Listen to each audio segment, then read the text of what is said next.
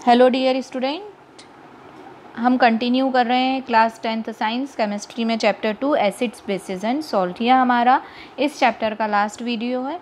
Previous video में इस chapter के बारे में हम काफ़ी कुछ देख चुके हैं, एसिड बेसिस के बारे में, उनकी रिएक्शंस के बारे में, उनके कॉन्सेंट्रेशंस के बारे में। उसके बाद हमने पीएच मीटर के बारे में पढ़ा था, फिर उसके बाद effect of acid day to day life पढ़ा था, सॉल्ट के बारे में पढ़ा था हमने, और सॉल्ट से डिफरेंट कंपाउंड्स हम पढ़ रहे थे कि salt as a raw material use करके हम कौन कौन से डिफरेंट कंपाउंड का फॉर्मेशन कर सकते हैं। तो जो हमारा लास्ट वीडियो था उसमें हमने ब्लीचिंग पाउडर और बेकिंग सोडा के बारे में देखा था। अगर आपने हमारे ये वीडियोस नहीं देखे हैं तो आप हमारे चैनल ब्रजेश बागड़ी पे जाके ये वीडियोस देख सकते हैं। अगर आपको हमारे वीडियोस पसंद आ रहे हैं तो हमारे चैनल को लाइक, सब्सक्राइब एवं वीडियो को शेयर करें, साथ ही साथ बेल आइकॉन प्रेस करें ताकि आपको लेटेस्ट वीडियो की अपडेट मिलती रहे। तो इस वीडियो में स्टार्ट करने वाले हैं एक और कंपाउंड जो कि है वॉशिंग सोडा। वॉशिंग सोडा हमारे लिए सबके लिए वेल नोन है, कुछ भी नया नहीं है।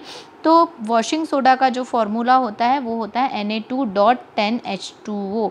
सोडियम ये जो है ये भी सोडियम क्लोराइड से ही ऑब्टेन किया जाता है और इसे बोला जाता है सोडियम कार्बोनेट। ठीक है, सोडियम कार्बोनेट कहा जाता है। तो सिंपल सा है, जब सोडियम कार्बोनेट जो है इसको 10H2O के साथ रिक्रिस्टलाइजेशन करवा दिया जाए। ठीक है, हमने देखा था कि जो सोडियम कार्बोनेट था वो बेकिंग सोडा के हीटिंग से ऑब्टेन हुआ था। प्रीवियस वीडियो में हमने देखा था कि जब हमने बेकिंग सोडा को हीट किया था तो हमें सोडियम कार्बोनेट मिला था। अब यदि इसको रिक्रिस्टलाइजेशन मतलब 10H2O से वाटर से रिएक्शन करवा दी जाए तो ये जो होता है, ये जो इस तरह का वाटर मॉलिक्यूल ऐड होता है, ये वाटर ऑफ क्रिस्टलाइजेशन होता है। हम नेक्स्ट पार्ट में वही आने वाले हैं। तो इस तरह से ये जो है ये वॉशिंग सोडा का फॉर्मेशन हो जाता है। ठीक है ना। इसके बाद हम देखें कि 10H2O क्या है। यहाँ पर 10H2O का मतलब ये नहीं है गीला है, ठीक है ना, इसका मतलब है वाटर ऑफ क्रिस्टलाइजेशन। अब sodium carbonate and sodium hydrogen carbonates दोनों ही बहुत यूज़फुल होते हैं इंडस्ट्रियल पर्पस से। तो सोडियम कार्बोनेट का हम यूज़ देखें या वॉशिंग सोडा का क्या क्या यूज़ है। सोडियम कार्बोनेट जो है glass, soap and paper industries में यूज़फुल है। उसके अलावा जो है मैन्युफैक्चरिंग ऑफ सोडियम कंपाउंड जैसे बोरेक्स वगैरह जो सोडियम कंपाउंड बनते हैं उनके मैन्युफैक्चरिंग में यूज़फुल है। सोडियम कार्बोनेट क्लीनिंग एजेंट का काम करता है। हम घरों में कपड़े धोना, दूसरे जो जितने भी क्लीनिंग का काम करते हैं उसमें साबुन यूज़ करते हैं। फिर ये जो है ये परमानेंट हार्डनेस को रिमूव कर देता है वाटर की। इस तरह से सोडियम कार्बोनेट काफ़ी जो है यूज़फुल जो है हमारे लिए है। फिर हम नेक्स्ट उस पे आ रहे हैं, are the crystals of salt और रियली ड्राई। क्या जो सॉल्ट के क्रिस्टल होते हैं वो सचमुच में ड्राई होते हैं। तो देखिए अभी हमने देखा है कि इनमें किस में क्या प्रेजेंट रहता है, किसी किसी में वाटर ऑफ क्रिस्टलाइजेशन। तो अगर हम वो वाटर ऑफ जो वाटर मॉलिक्यूल है उसे यदि हम हटा देते हैं तो क्या होता है हम ये देखते हैं, heat a few crystals of copper sulphate in a dry boiling tube. हमें बॉइलिंग ट्यूब में कॉपर सल्फेट जो है वो लेना है। अब इसका कलर जो है वो हीटिंग के बाद देखना है। तो हमने देखा है कि जो वाटर ड्रॉपलेट्स हैं वो उस बॉइलिंग ट्यूब में रह जाती हैं और ये कहाँ से आई हैं, उस कॉपर सल्फेट से। तो जब हम इसे हीट करते हैं तो जो इसका ब्लू कलर रहता है वो कलरलेस हो जाता है। और जैसे ही हम इस सैंपल में कुछ 2-3 ड्रॉप्स वाटर की मिलाते हैं वापस से, तो ये जो कलर है ये वापस से रीस्टोर हो जाता है। ब्लू कलर जो है ये फिर से आ जाता है। तो ये ब्लू कलर कहाँ से आया, due to the water of crystallisation. Water of crystallisation के कारण ये ब्लू कलर हमें मिला। ये देखिए, removing of water of crystallisation. तो यहाँ पर ये हमने क्या किया था, इसे हीट किया था तो कॉपर सल्फेट के क्रिस्टल में से वाटर ड्रॉपलेट्स रिमूव हो गई थी, ये दिख रही हैं, है ना। तो ये रिमूव होने के कारण इसका जो कलर था वो भी डिसअपियर होकर ये वाइट कलर हमें दिखाई देने लगा था। ठीक है।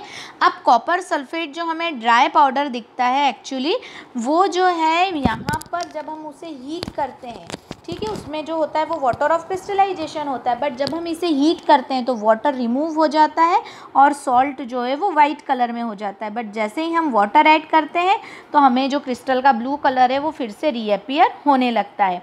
अब वाटर ऑफ क्रिस्टलाइजेशन क्या है, बहुत ही इंपॉर्टेंट है। Water of crystallisation fixed number of water molecule रहते हैं जो किसी भी 1 फार्मूला यूनिट ऑफ सॉल्ट में प्रेजेंट रहते हैं। एक फार्मूला यूनिट में जितने number of water molecule present है, जैसे हमने देखा था Na2CO3, ये क्या था, सोडियम कार्बोनेट। सोडियम कार्बोनेट में कितने वाटर ऑफ क्रिस्टलाइजेशन थे, 10H2O। तो यहाँ पर एक फार्मूला यूनिट सॉल्ट में जितने वाटर मॉलिक्यूल प्रेजेंट रहते हैं वो कहलाते हैं वाटर ऑफ क्रिस्टलाइजेशन। ठीक है। अब एक जो कॉपर सल्फेट रहता है उसमें कितने वाटर मॉलिक्यूल प्रेजेंट रहते हैं? 5 वाटर मॉलिक्यूल प्रेजेंट रहते हैं। तो एक्चुअली उसका फॉर्मूला होता है क्या है कॉपर सल्फेट का? हम नॉर्मली लिखते हैं CuSO4, बट एक्चुअल में जो फॉर्मूला होता है हाइड्रेटेड कॉपर सल्फेट का वो होता है CuSO4.5H2O। ये देखिए CuSO4.5H2O, ठीक है। इसी तरह यहाँ पर जो सोडियम कार्बोनेट है उसमें 10H2O। और आप हाथ में लेके देखिएगा, जो सोडियम कार्बोनेट या जो वॉशिंग पाउडर रहता है आपको हल्का सा मॉइस्ट फील होगा, ठीक है। अब यहाँ पर हम देखें जिसमें वाटर ऑफ क्रिस्टलाइजेशन होता है और वो है जिप्सम, ठीक है।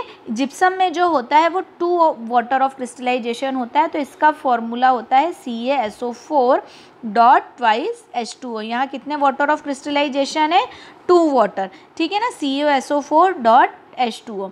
अब हम एक बहुत ही इंपॉर्टेंट कंपोनेंट के बारे में देखने जा रहे हैं which is the plaster of Paris. Plaster of Paris बहुत ही इंपॉर्टेंट कंपोनेंट है। अब देखिए, जब हम जिप्सम को हीट करते हैं 373 डिग्री केल्विन पे, जब हमने जिप्सम को हीट किया तो इसमें जो होता है मतलब 100 डिग्री सेल्सियस, ठीक है ना, 373 मतलब 100 डिग्री।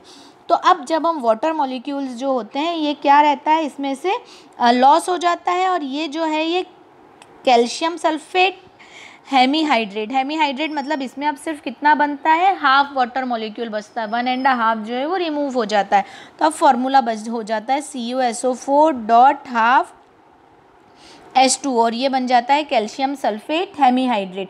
ये जो है ये क्या है? प्लास्टर ऑफ पेरिस कहलाता है, ये कहलाता है प्लास्टर ऑफ पेरिस, ठीक है। आपने देखा होगा बोन फ्रैक्चर वगैरह जब होती हैं तो उसको सही पोजीशन में लाने के लिए प्लास्टर ऑफ पेरिस का यूज़ किया जाता है। अब यहाँ पर जब हम फिर से वाटर मिला देते हैं, आपने देखा होगा प्लास्टर ऑफ पेरिस में जब वाटर मिलाया जाता है तो वो एक हार्ड सॉलिड मास बन जाता है, ठीक है, क्योंकि वो जिप्सम वापस रीगेन हो जाता है। तो CuSO4.2H2O फिर से आ गया, ठीक है ना। बट यदि हम वापस इसको हीट करेंगे तो हम फिर से इसे प्लास्टर ऑफ पेरिस में कन्वर्ट नहीं कर सकते हैं। एक बार प्लास्टर ऑफ पेरिस को जिप्सम में कन्वर्ट कर सकते हैं, बट जिप्सम फिर अगेन प्लास्टर ऑफ पेरिस में कन्वर्ट नहीं होगा, ठीक है ना। तो अब यहाँ पर जो है हाफ वाटर मॉलिक्यूल जो है वो क्योंकि एक यूनिट में सिर्फ कितना है? हाफ, तो यहाँ पर जनरली 2 फार्मूला लिया जाता है, ठीक है। 1 मॉलिक्यूल शेयर करते हैं तो 2 फार्मूला लिया जाता है। अब प्लास्टर ऑफ पेरिस कहाँ का यूज़ होता है? टॉयज़ बनाने में, है ना, डेकोरेशन मटेरियल मतलब पीओपी की वॉल बनती है, रूफ बनती है, डिज़ाइनर, ठीक है, यहाँ सब जो है इसमें यूज़ किया जाता है, ठीक है। और अभी आपके लिए प्रश्न है कि इसे plaster of Paris, calcium sulphate hemihydrate को प्लास्टर ऑफ पेरिस क्यों कहा जाता है। तो आज हमारा चैप्टर ये कंप्लीट होता है, एसिड्स बेसिस एंड सॉल्ट। इस चैप्टर में अगर आपको कोई भी डाउट, कोई भी प्रॉब्लम है तो आप मुझसे पूछ सकते हैं। Keep study, keep watching. Thank you so much.